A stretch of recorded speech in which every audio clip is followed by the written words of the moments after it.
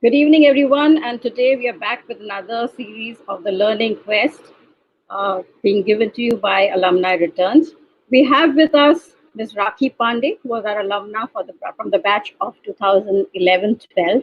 And at present, she is heading the primary section, the English department at Winchester School. She's joining us from Dubai. Welcome, Rakhi, and glad to have you back, even though it's at the online format. Thank you so much, Dr. Dhar. I know you said I should address you as Swasti ma'am, which I will. And it's That an will honor to remind be you of back. the older days. Absolutely. It's such an honor to be back, and I love the association, the way we've kept in touch. I love the way you and Dr. Rennie keep pushing me to continue to participate in such events and share knowledge and mutually learn from your sessions. I have attended your previous live YouTube sessions and learned a lot from that as well. So I'm extremely pleased to be here. Thank you. And we are very, very happy to have you back. Rakhi has been with us, has come back to, whenever she comes to India, she lets us know. And we always hold a session, live sessions in college. But since we've gone online now with our alumni returns, we are happy to have Rakhi back. One of the reasons why I thought of Rakhi when we were talking about alumni returns is that she's heading this primary section of, you have around 75 teachers under you, Rakhi? Yeah, our team would Yeah. be 60 to 75 and over 2,500 students. Okay, so that's a big, huge team to manage. And we have been going through this pandemic, and life has drastically changed for teachers. So we've thought that our teachers, as in our students, since we are not physically now restricted to just the class in front of us, and we can reach out to all our ex-students, the alumni, the current batch, we thought it would be a wonderful way to interact with you and find out about the challenges that you have faced during distance learning, and you and your team, well, teachers basically. And we thought this would be a wonderful platform to discuss that. So over to you, Rakhi. Just do tell us about a little bit about yourself, and let's move on to the challenges you faced, and more importantly, of course, the solutions that you found today. Sure. In fact, I've shared details about me in the last slide of the presentation I have, so people can look at it. But yes, I am a proud alumna of PCR Chembur. I used to work in brand management, and then I switched to teaching, which I did find extremely fulfilling. Having taught in India for a few years, I got an opportunity in Dubai, and I'm teaching at a British curriculum school here, and also leading the English primary department here. So I would love to talk about the challenges we faced. There were many. I think each week was an evolution.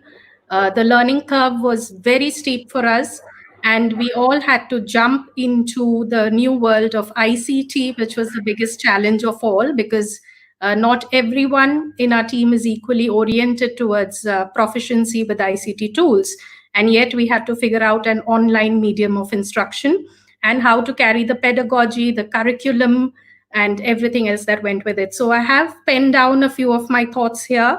Hopefully, it will provide solutions to some of you watching. And we will be open to questions and interaction at the end, because I think that would be extremely fruitful. Yes. So, yeah, if we could move to the next slide. So this is hardly needs to be said. The only reason we're even having this session is because we found ourselves in this weird post-apocalyptic world of the challenges COVID brought to us. It was a race against time for us, a scramble to train staff, implement tools that we'd not used before. And that's what we are going to talk about today, which is all the challenges we faced and how we tried to overcome them. If we could go to the next slide. So I think the very first question that we have to ponder about is how would we deliver our curriculum?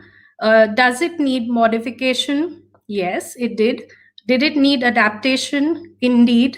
And how? So it's not just my subject, English, which I look at right now. I've taught all subjects in the past. So even things like your science investigation lab work, what do you do when you can't get students there physically? How would you explore a novel in depth, for example?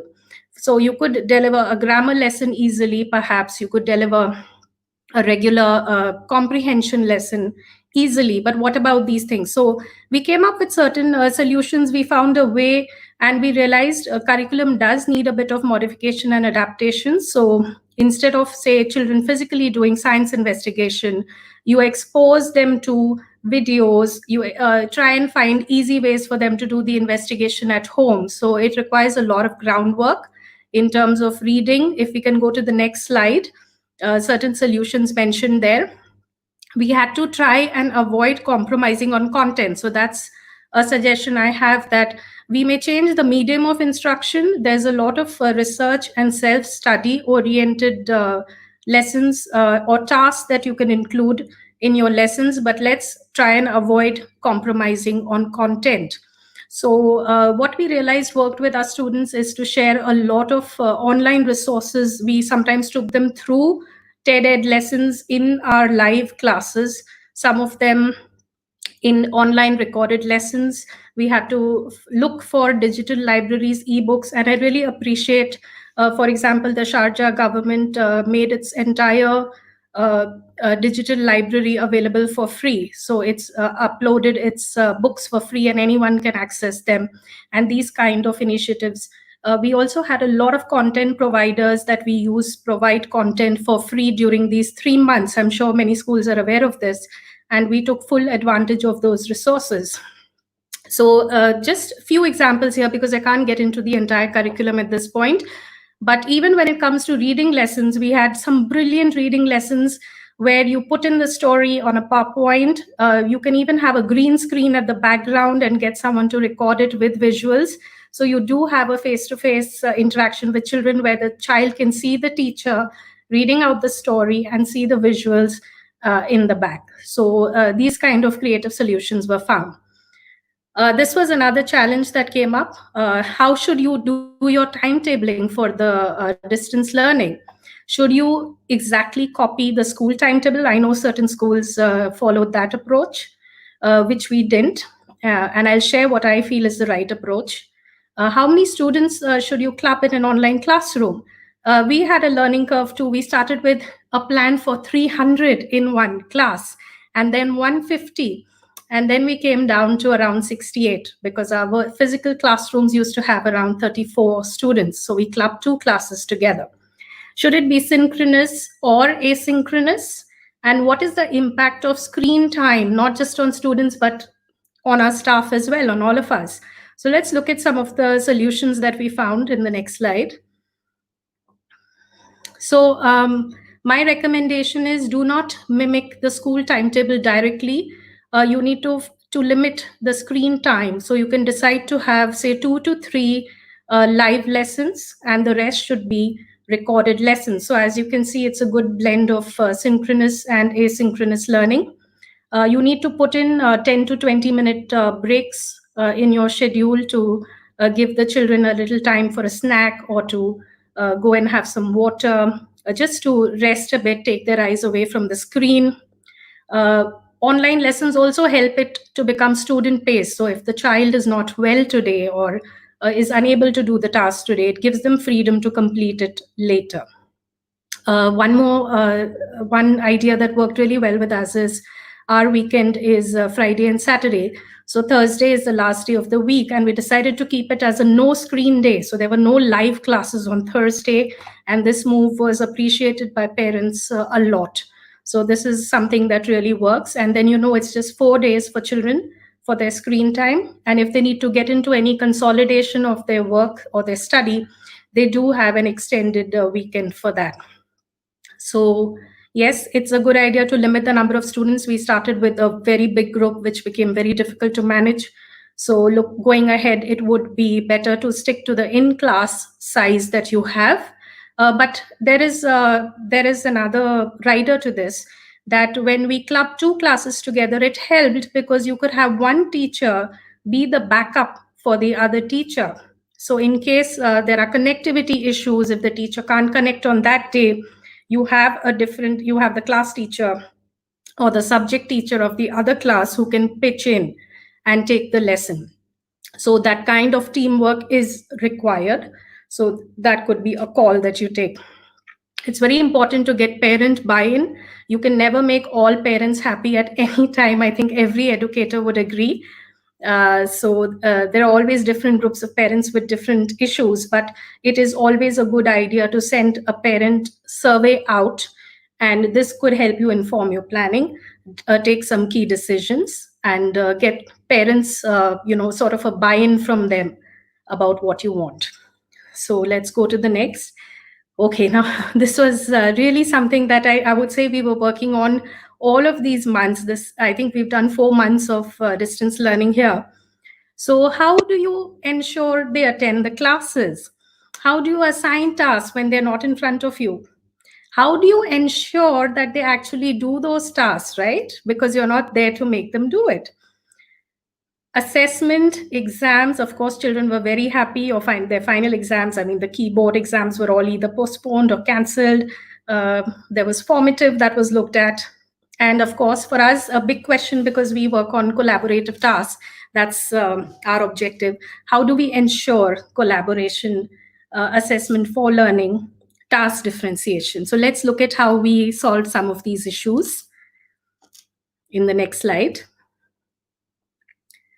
So yes, to begin with, there needs to be an actual contract that you need to draw up, like an agreement which parents will sign and they will accept and share with the students about expectations in terms of submission of assignments.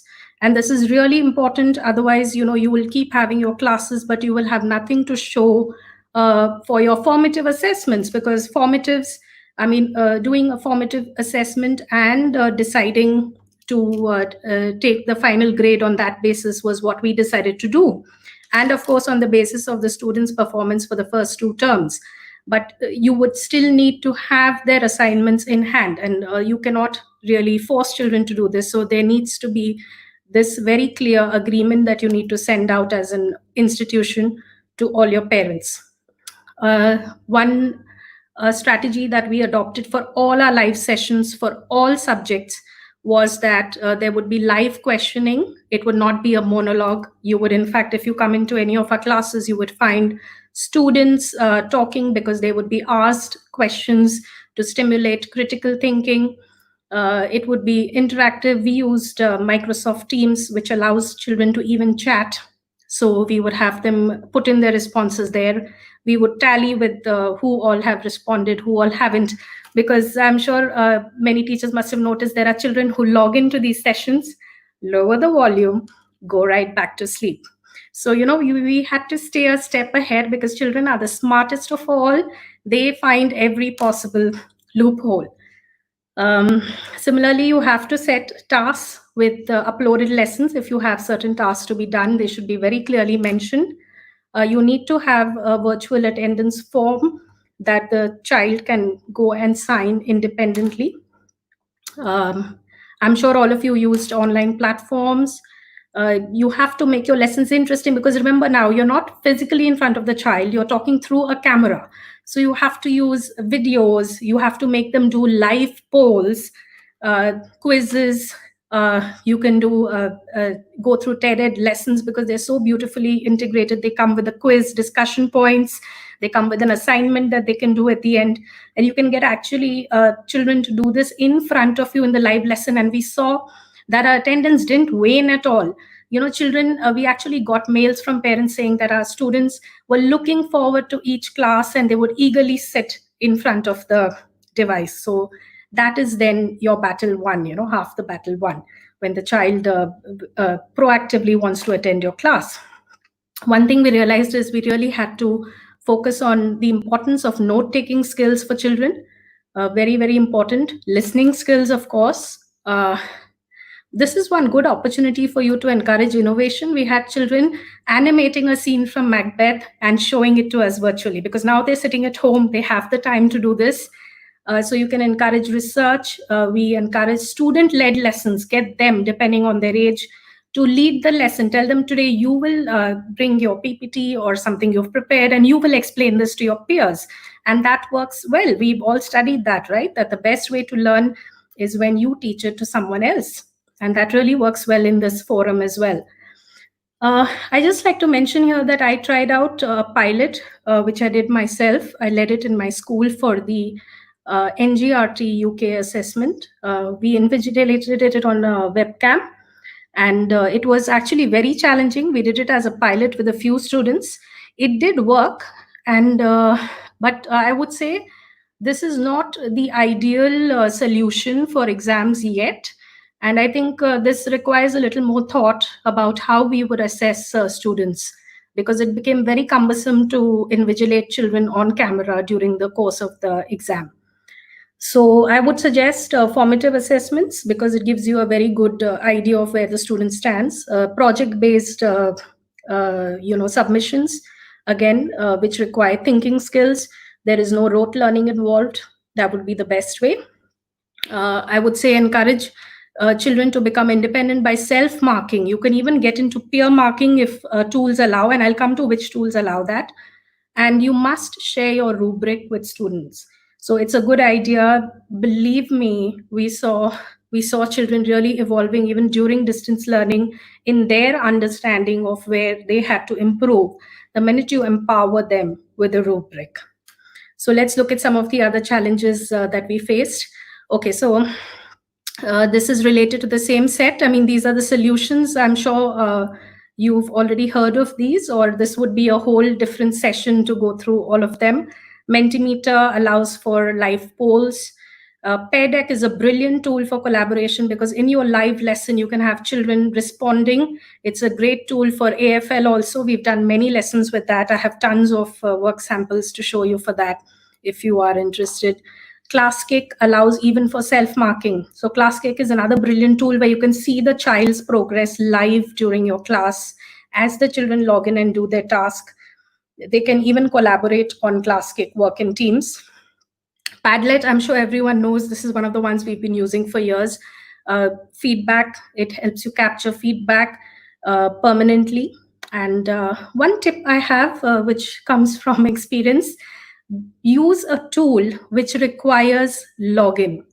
So you get the student name and ID, because otherwise it might be, you will have a few children who go in and scribble. So the first time, I don't mind sharing my mistakes. The first time I tried using Jamboard, it didn't need a login, and children just went in and scribbled over other children's work. So, we had to learn, okay, let's use tools where you need to compulsorily log in. So Pear Deck, ClassKick, Padlet, these are better. And of course, forms on MS Teams, MS Forms, brilliant quizzes. You can post writing assignments there as well. You have Kahoot and Quizlet, which give you quizzes online. You can use those in the classes too. In fact, we plan to continue to use these tools even in the classroom now. If we're getting back to face-to-face schooling, we are not going to do away with some of the newer tools that we learned about. Okay, let's look at the next. Okay, these are just some examples we could run through a little quickly. I mean, this was an example from a class where we were teaching children about newspaper reports. And if you start with something like this, and this is a poll where they did it, you give them 5 minutes, they log in, they go to Mentimeter, and they rank these statements in order. And then you can start asking them questions about, why did you choose this to be in this group? All of you have thought this should be the highest ranked. Why is that? And you get into that discussion. So it's a brilliant way to get them to think about this topic. So these tools are really good.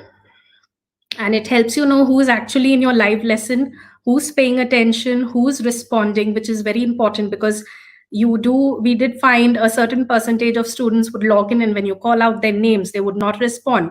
This is one way you can actually have your evidence that, okay, children did log in, children were responding, they were involved. And believe me, they will fall in love with your classes if you implement these kind of tools. I think there are some more examples we can look at in the next few slides. So this could be like for your AFL, at the end of the lesson, say you do a lesson on reading comprehension, you get them to answer questions during your live lesson, not only verbally, but you get them to answer it through MS Forms, and then ask them, where do you rate yourself? Are you confident with what you just did? And, children are very honest creatures. So if you look at this is from, I think, a grade 6 class. And they said 62% said, no, I need a little more practice. So then we figured out that this was our gap, and we did a gap lesson to cover up retrieval skills and comprehension. So it really helps you with that. I think some more examples we can look at. Yeah, so even checking once you've taught something, the importance of, say, summary, then ask them what it is, and you'll get a picture of how many children have understood, how many have paid attention. It's very difficult. It's not easy for a child to keep that attention span going throughout the day. And I'm really amazed at the children who had to, sit in front of their laptops from the morning till the afternoon in all schools across the world and do this.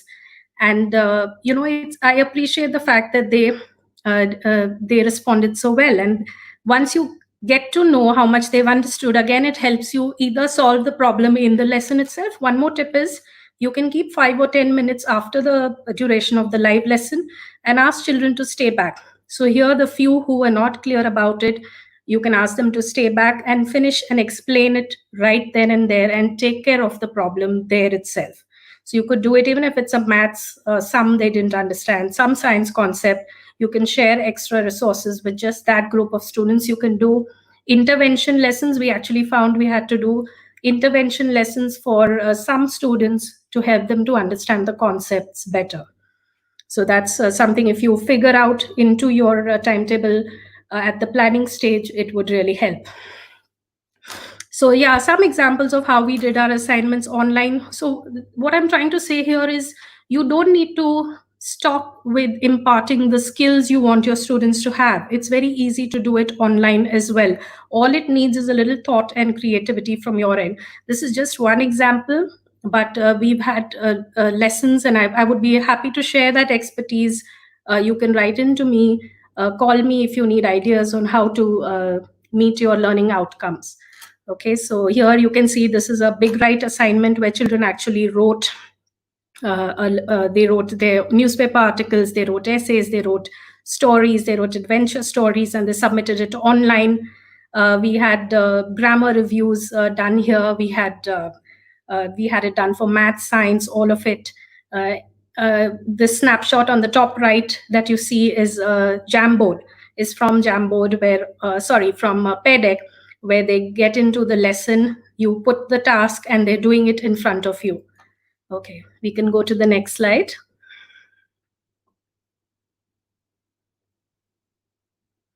Yeah, so, if you see some of the feedback from the students, they've really enjoyed the lesson. This is feedback right after the lesson. You can see on the right side, these are screenshots from Padlet, where we gave 3 differentiated tasks. So you say you have your group of children, you give them 3 differentiated tasks, and they have done them. You have it as a permanent record for you. You can go back and give your responses to them at your own pace after the lesson and get them to check it post the session. So we could go to the next. Okay, so this, I think, is the big one. This is the really big one that everyone has faced.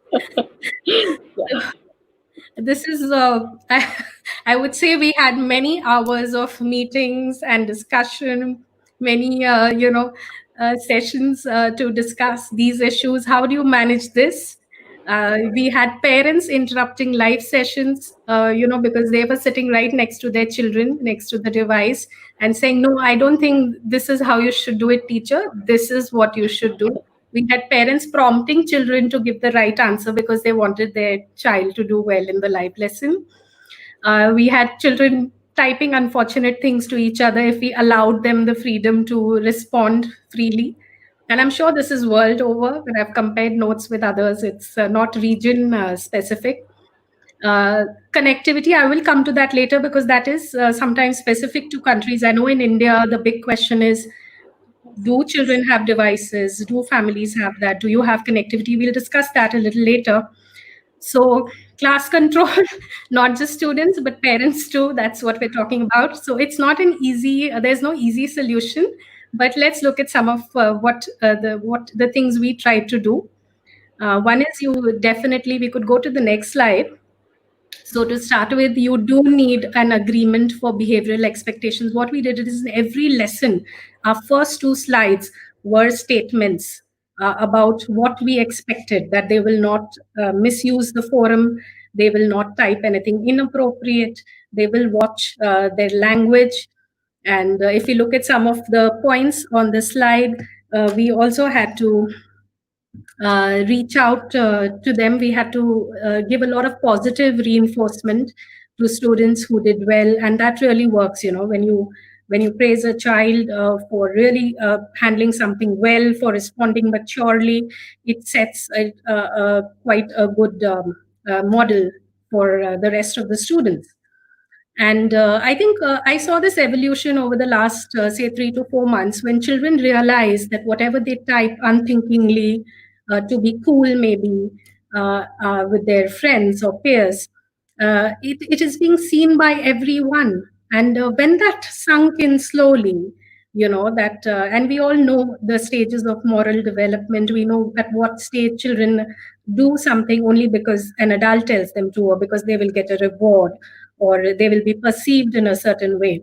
And once that understanding dawned in them, that their comments are being read by all teachers, and this is how they might permanently change their impression, there was a lot of self-regulation that took place, and it settled down. So I would say it settles down. So don't worry too much about it now. Take action. You need to speak to the parents. You need to call individual meetings with those students and parents, and you need to take the action, but it will settle down. So yeah, like I said, you need the ICT tools that require login to solve the problem of how do you get all children to participate in a lesson. One suggestion is targeted questioning. So it gives everyone an equal chance. So we could go to the next slide.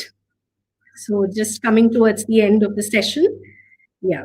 So just to summarize, you need to balance your online as well as live lessons.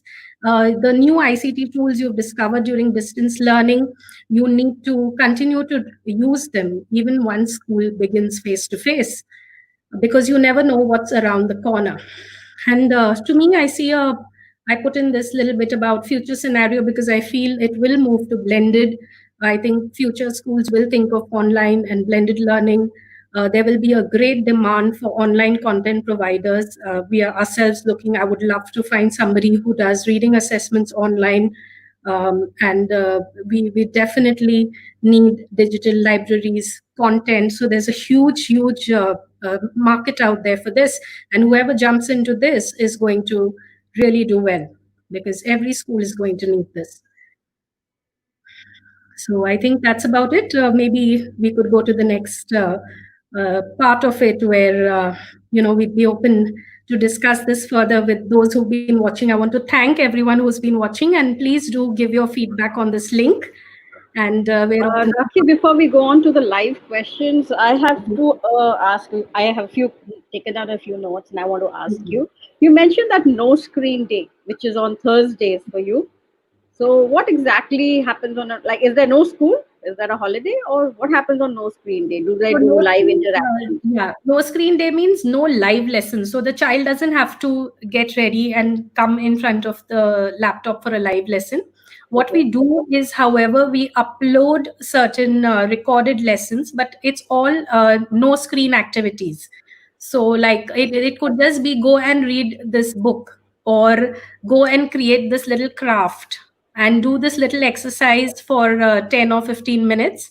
Lots of creative activities were put up for them, which we would preload it. So it's not like on Thursday the child gets access. Parents can download it right at the beginning of the week, and they know that, okay, this Thursday we would say, okay, cook a meal for your parents and serve them, or serve your parents today as if they're sitting in a restaurant. So a lot of interesting things like that, and it was appreciated by parents because it kept children engaged. So we found a way to engage them with not necessarily academic activities, but ones that teach, values, social behavior. You can show it to you that they've done it, or yes. So we would give these kind of Padlet links like the ones you saw, and they would upload their pictures, videos doing it. It was really cute. I mean, we have a lot of that with us, and it was lovely to see. So So I'll come back. I'll say the second. My second question was about the network issues because you're in Dubai and the kind of network issues you face. And as you said, in India, every child may not have a screen to himself. So that would be a thing. We'll come back to this. But before that, I also wanted to ask you about questions about the screen time effect on teachers. Like we are all bothered about the screen time of students, and even then you've kept it at 5 to 6 hours. What about teachers? Because I mean, to reach 5 to 6 hours, they have to put in 5 to 6 hours. So Exactly. how do you look at that? I must be honest, it did take a huge toll. In fact, I feel my number has gone up. I have to go and check my vision now. I think teachers spent incredible amounts of time on screen making these online lessons. We worked 12 to 14 hours. We have planners who worked even longer hours. And I think it was very stressful for teachers. And I think in a way we try to ensure that we make it no screen day for teachers as well. So try and finish your meetings, avoid calling meetings at odd hours, and give them a little break from it. But there was no easy way out. I do know teachers have worked the hardest and maybe suffered a bit, as a consequence. So we're all hoping it will go back to face soon. Okay. So we'll have our questions. Okay, we have one from Mr. Francis Joseph, which says, "How many hours of live online lessons do your teachers conduct for you?" So we would have around 3 to 4 per day, each of 45 minutes duration, with the last 5 minutes just to wind up and get children to mark their attendance. And the rest would be online recorded lessons. So maybe the child would actually attend only about 3 live lessons, and out of which one would be maybe like a PE or a music lesson, so which is not intense in terms of the academic expectations of writing tasks or doing your submissions. But we did also post recorded lessons so that they can work at their own pace. But since we didn't want to compromise on curriculum, we could not stop that or cut down on that too much.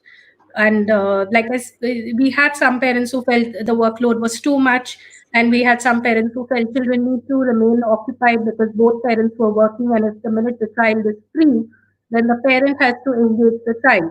So what we did is we did do a survey to get an idea from parents. We also evolved. We did rework our timetable 2 to 3 times to ensure that we're not causing fatigue to children, we're not stressing them out, and we find a balance.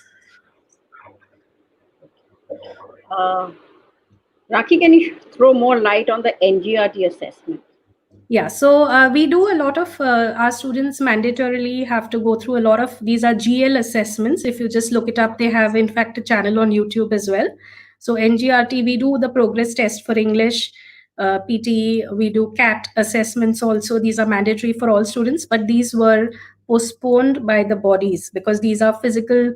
Though they are done on the computer, they need to be invigilated. There is a login, and this is primarily conducted in school. So NGRT, they did make available for us. It's the first time we tried. It's basically to measure a child's reading comprehension levels. So it's a test that checks your phonics. It checks your reading comprehension skills, and then it assigns a very detailed report. You get an extremely detailed report of how the areas of development for the child and what they need to work on. So we actually did it live. We invigilated students. We had to create an invigilation timetable. The child gets a unique login and a password, and this was done in coordination with the UK body. So we sent our feedback to them as well. Okay, so Reni ma'am is asking, do you conduct live assemblies? Like when initially school you would have that. Yeah. How do you do it on offline? So in the first 2 months we didn't, but what we started doing is for that group of 68 children who would log into their one classroom, we had a morning session called registration time. And that was sort of like this time where children, it's like a bit of an assembly where children present their work. We even had a speech competition online. We had a talent show online where children come live during that 1 hour allotted to them, and they sing songs, they play instruments, and present their speeches.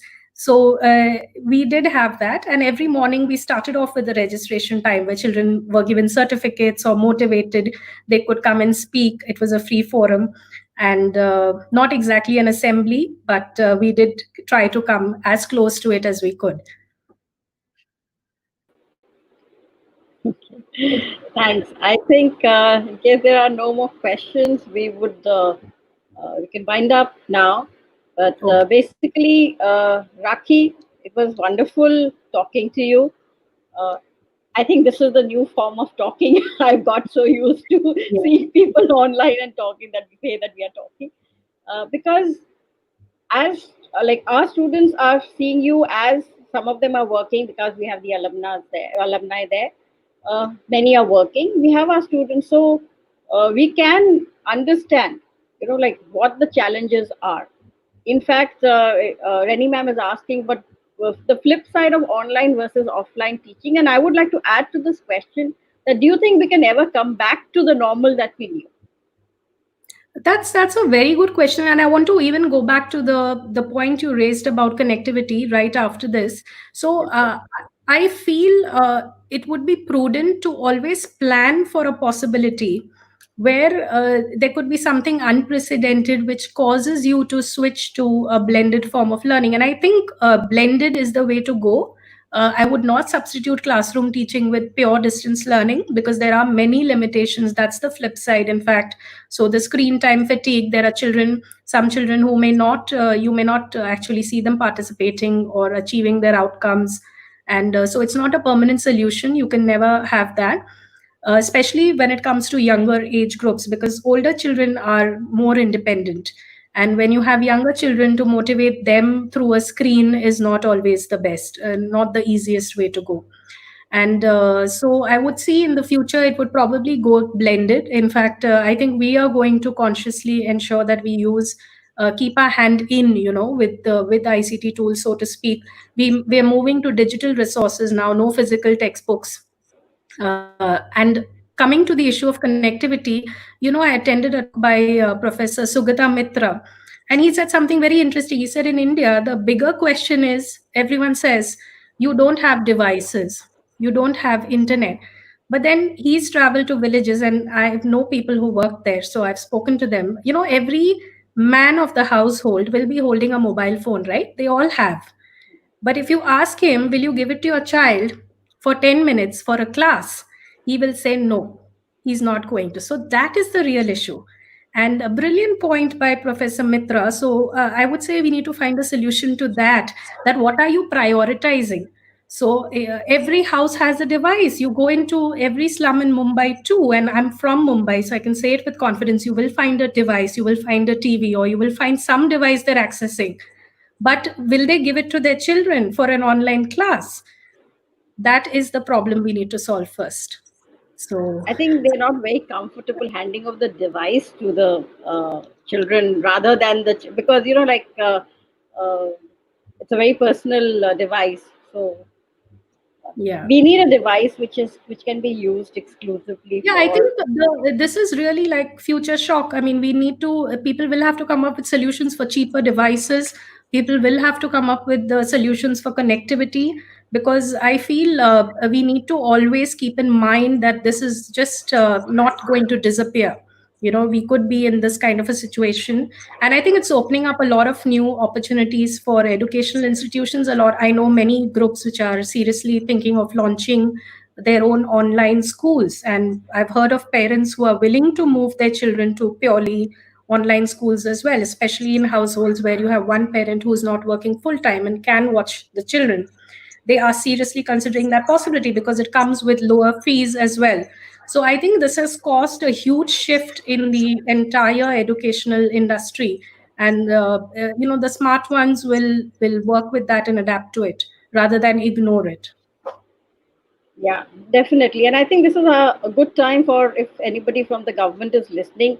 They had once thought of getting all that e-resources into a tablet and give it to every I student. remember we were promised. I think my batch 2001, we were told we will get that tablet, but Yeah, they give it to the children of the country now. I mean, this is the yes, I time think to this is the time to work on that. absolutely. I think that would be a wonderful thing. So, thanks, Rakhi. Thanks very much. And hopefully, we can see you live, real live next year. We will pray for Yes, I that. hope so too. We'll pray for that. And thank you very, very much. So, Thank you here's so much. saying, Thank you. Yeah. saying bye from PCR. Something about Rakhi for those who can't, Rakhi 1002, right? At the rate Yeah. gmail.com. Yeah. Yeah, At Gmail. that's her email, and she's there available on LinkedIn. So, in case anybody wants to connect with her, she's there on LinkedIn, and RAKHI 1002 at the rate Gmail is her email ID. So, you can always email her. Thanks, Rakhi, and bye bye. Thank you. Yeah. Bye bye.